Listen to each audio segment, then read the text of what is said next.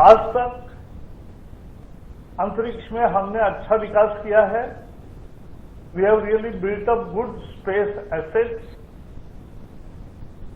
अब ये सारे एसेट्स सब लोगों के उपयोग के लिए एक तरह से खुल रहे हैं। आपको याद होगा,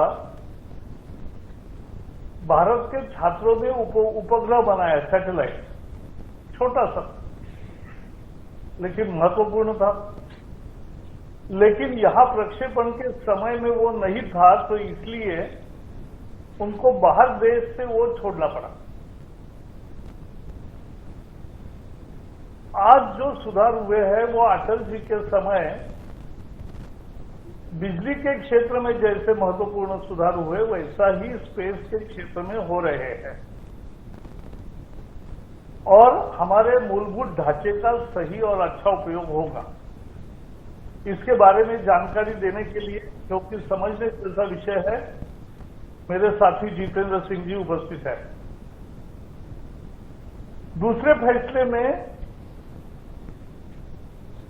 सहकारी बैंक, चाहे वो अर्बन कोऑपरेटिव बैंक हो या मल्टी स्टेट कोऑपरेटिव बैंक हो, अपने देश में 1482 अर्बन कोऑपरेटिव बैंक है और 58 है मल्टी स्टेट कोऑपरेटिव बैंक।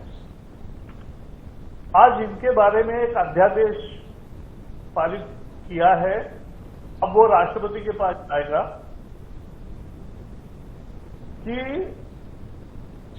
ये सारी बैंक 1540 है, ये तुरंत प्रभाव से आरबीआई के सुपरविजन पावर में आ जाएंगे।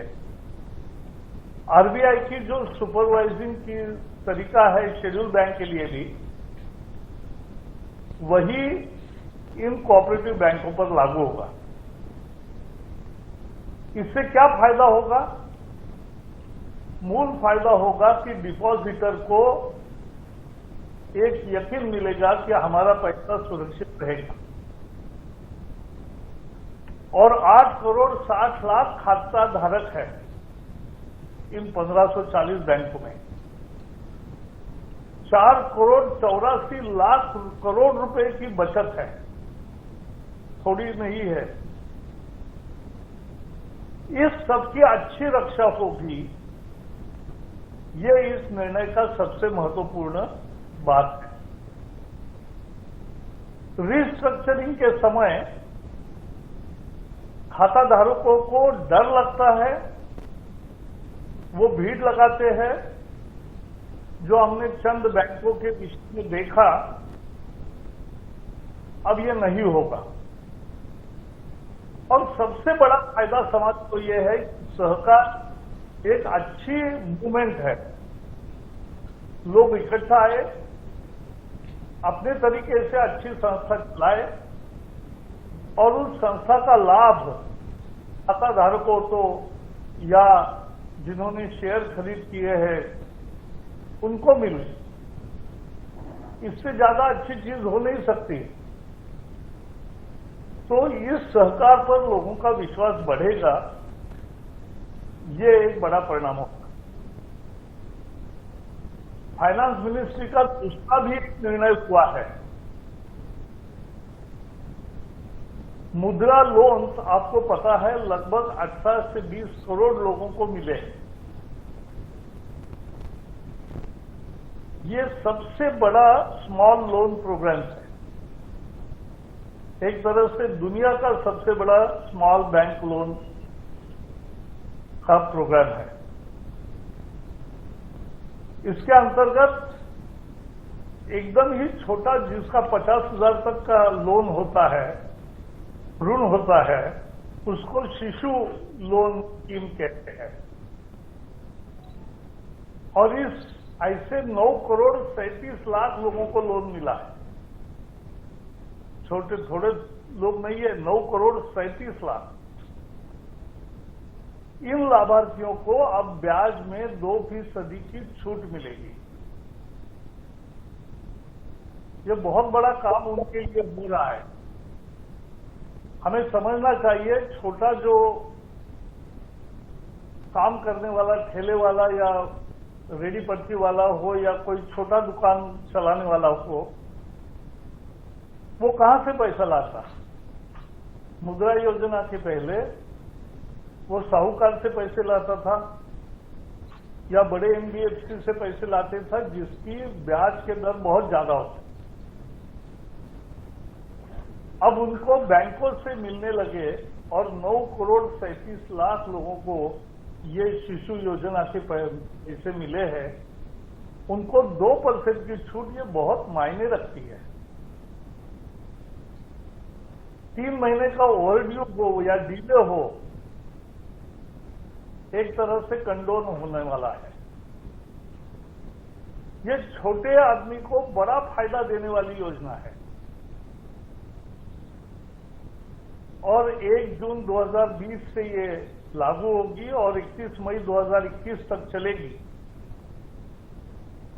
इसके लिए इस वर्ष में 1540 करोड़ रुपए का खर्च होगा, व्यय होगा। एक तीसरा निर्णय मोदी जी की अध्यक्षता में आज हुआ। आपको मालूम है, कुशीनगर बुद्धिस्ट सर्कल का एक तरह से मध्य बिंदु है। उसके आसपास लुम्बिनी, श्रीवस्ती, कपिलवास्तु और थोड़े दूरी पर सारनाथ, गया है, लेकिन वहां अंतर्राष्ट्रीय स्तर का एयरपोर्ट नहीं था। अब वो कुशीनगर में अंतर्राष्ट्रीय एयरपोर्ट हो रहा है, हवाई अड्डा हो रहा है, जिसमें 3 किलोमीटर की एयर स्ट्रिप बन चुकी है। अब कोई भी एयरबस जैसा बड़ा जहाज भी उतर सकता है और मुझे विश्वास है जैसे अंतर्राष्ट्रीय यातायात शुरू होगी, यहां भी विमान आने लगेंगे और यहां से बुद्धिस्ट सर्किट को जाने वालों को बहुत सुविधा होगी। दक्षिण पूर्वी एशिया के देश जैसे थाईलैंड, मलेशिया, वियतनाम, सिंगापुर और भारत के दक्षिण में श्रीलंका, जहां बुद्धिस्ट लोग ज्यादा संख्या में है, वहां से बहुत लोग भारत में आना चाहते हैं। यही तो बुद्ध की भूमि है, यही से दुनिया में शांति का संदेश गया है, सदाचार का संदेश गया है। और इसलिए ये भारत के अद्भुत संस्कृति का जिससे और फैलाव होगा, ऐसी एक नई योजना कुशीनगर एयरपोर्ट आज बन रहा है, बना है ऑलरेडी। इसमें यातायात जल्दी शुरू होगी। उसके लिए जो इंफ्रास्ट्रक्चर आवश्यक है उसका काम भी शुरू हुआ है और तेजी से होगा। चौथे निर्णय में ओबीसी समाज के लिए बहुत महत्वपूर्ण है। आपको पता है, एक ओबीसी कमीशन नियुक्त हुआ है। उस कमीशन का काम यह है कि मिला आरक्षण सब तक पहुंचा क्या, नहीं तो क्या करना चाहिए और ज्यादा लोगों को लाभ कैसे मिलेगा, इसके बारे में चिंतन करते हुए ये कमीशन अपनी सिफारिशें देगा। ये काम शुरू हो गया, लेकिन उसके बाद उनका टर्म्स ऑफ रेफरेंस बदल दिया गया, क्योंकि उसी समय एक ध्यान में आया कि अनेक जातियां विभिन्न राज्यों में केवल स्पेलिंग के एक डिफरेंस से, एक शब्द के फर्क से वो जातियां वंचित रहती है आरक्षण से। और इसलिए ऐसे स्पेलिंग करेक्शंस भी करना, एनोमलीज दूर करना, इनएक्यूरेसीज दूर करना, ये भी काम ओबीसी कमीशन को दिया गया है। और इसलिए वो नए सिरे से काम कर रहे राज्यों के साथ लेकिन बीच में कोविड का ये संकट आया, तो उसके कारण एक 3-4 महीने काम में देरी हुई है और इसलिए इन्हें अपना रिपोर्ट पेश करने का सरकार को सौंपने की तिथि भी 6 महीने की वृद्धि की है। अब 21 जनवरी 2021 तक ये अपना रिपोर्ट दे सकते हैं। एक महत्वपूर्ण और फैसले में हमारा पड़ोसी देश म्यांमार में 2 और गैस ब्लॉक में 909 करोड़ का निवेश करने का निर्णय किया है। आपको पता होगा, एक ब्लॉक म्यांमार में कोरिया, भारत एवं म्यांमार के कंसोर्शियम द्वारा संयुक्त प्रयास से 2002 से जहां काम शुरू हुआ और पिछले कुछ सालों में वहां से गैस आने लगा, आज तक 5,000 करोड़ का उसमें निवेश हुआ है। गेल इंडिया ने भी निवेश किया है और उसका जो पहला प्रोजेक्ट तैयार हुआ श्वे,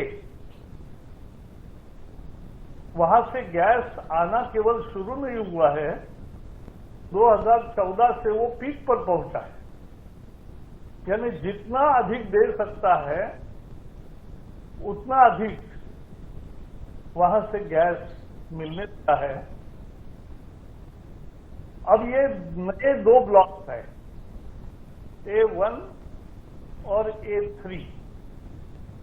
इन ब्लॉक्स में गैस का शोध होगा और गैस मिलेगा, उसका उत्पादन होगा।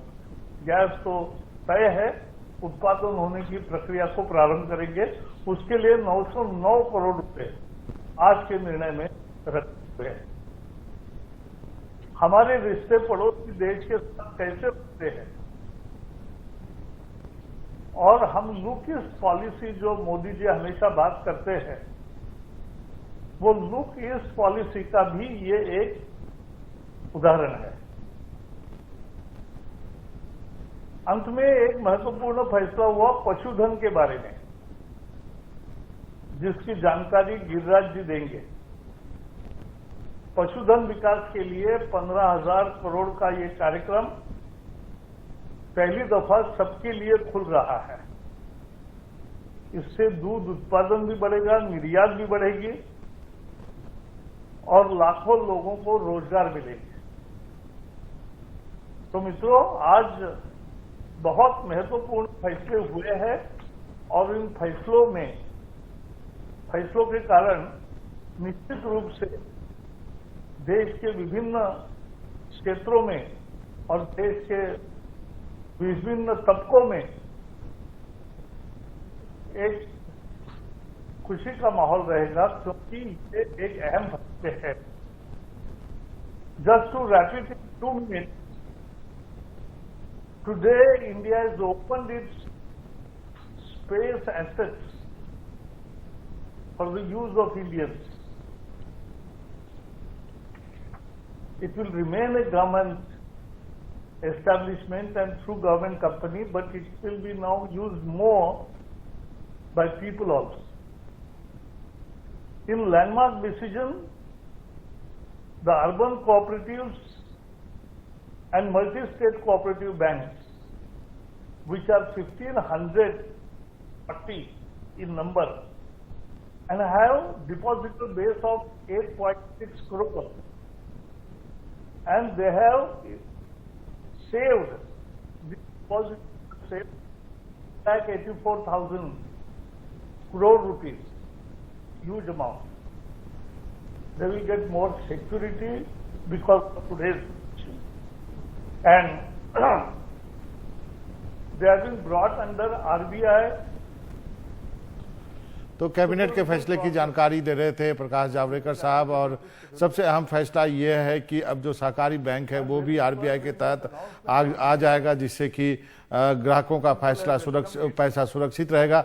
एक दूसरी खबर जो पूर्वांचल के लोग हैं उनके लिए ये है कि कुशीनगर में इंटरनेशनल एयरपोर्ट बनेगा, तो गोरखपुर कुशीनगर उधर के यात्रियों को एक काफी बड़ी सुविधा मिलेगी।